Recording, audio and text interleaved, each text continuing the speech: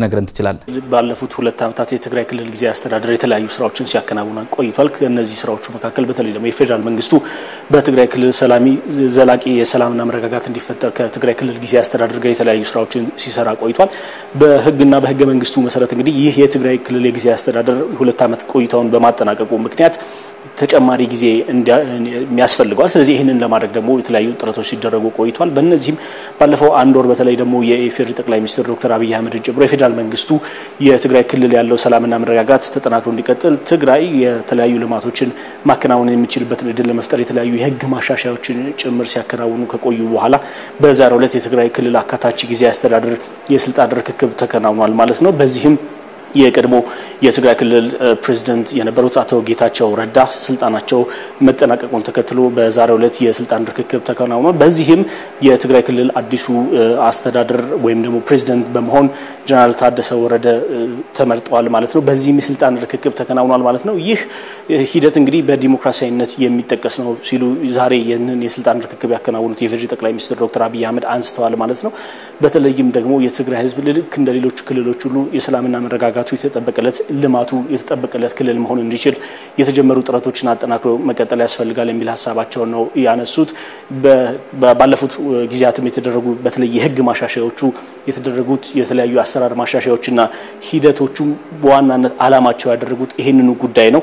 ስለዚህ ከዚህ አንፃር እነዚህን ስራዎች ማከናወን ይጠበቃል በሚል አንስተዋል ማለት ነው።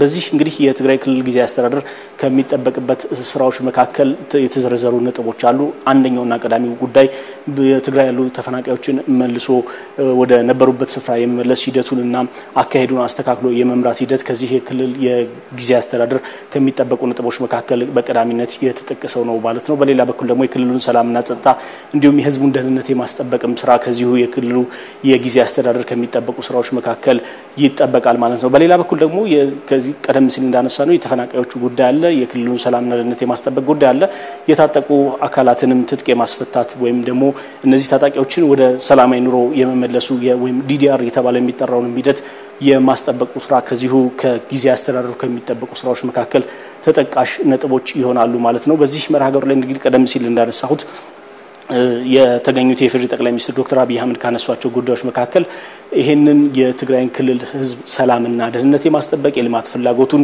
የማስጠበቅ ስራ ከሁሉም አካላት የሚጠበቅ ነው። ይሄ ማለት አሁን የተመረጡት የጊዜያዊ አስተዳደሩ ፕሬዝዳንት ብቻ ተግባር ሳይሆን ከዚህም በፊት የክልሉን በጊዜያዊ አስተዳደርነት የመሩት አቶ ጌታቸው ረዳም በዚህ ሂደት ውስጥ የመተባበርና አብሮ የመስራት ፍላጎት እንዳላቸው ያላቸውን ጽኑ እምነትም የፌዴራል ጠቅላይ ሚኒስትር ዶክተር አብይ አህመድ ገልጸዋል ማለት ነው።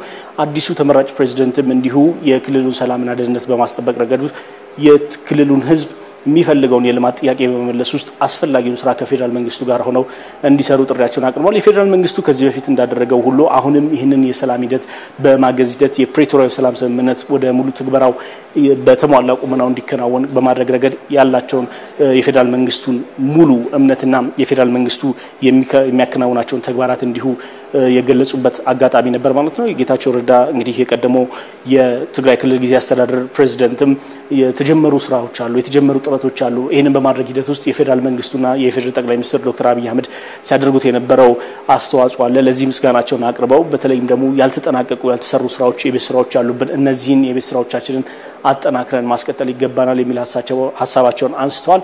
በሌላ በኩል አዲሱ የትግራይ ክልል ጊዜያዊ አስተዳደር ፕሬዝዳንት በመሆን የተመረጡት ጀነራል ታደሰ ወረደም እንዲሁ የሀሳባቸውን አካፍለዋል። በተለይ በትግራይ ክልል ያለውን ሁኔታ ወደ ተሻለ ምዕራፍ ለማሸጋገር ከፌደራል መንግስቱ ከዓለም አቀፉ ማህበረሰብ ጋር በጋራ ለመስራት ያላቸውን ጽኑ ፍላጎት አንስተዋል ማለት ነው። ለዚህም እንግዲህ በዚህ ሁሉ ሂደት ውስጥ ኢትዮጵያውያን በራሳቸው ተደማምጠውና ተነጋግረው ችግሮቻቸውን መፍታት የሚችሉ በመሆናቸው ይሄንን ለማድረግ እዚህ የተሳተፉ አካላት ዝግጁነታቸውን የገለጹበት መድረክ ነበር ማለት ይቻላል። በሌላ በኩል ደግሞ እንግዲህ የዓለም አቀፉ ማህበረሰብም ይሄንን ጉዳይ በትኩረት ከሚከታተላቸው ጉዳዮች መካከል ስለሚገኝ የዓለም አቀፉ ማህበረሰብ አስፈላጊውን ድጋፍ እና ክትትል እንዲያደርግም ጥሪ የቀረበበት መድረክ ነበረ ማለት ይቻላል። የዛሬው የመርሃ ግብር ይሄንን ይመስላል። ምን ይችላል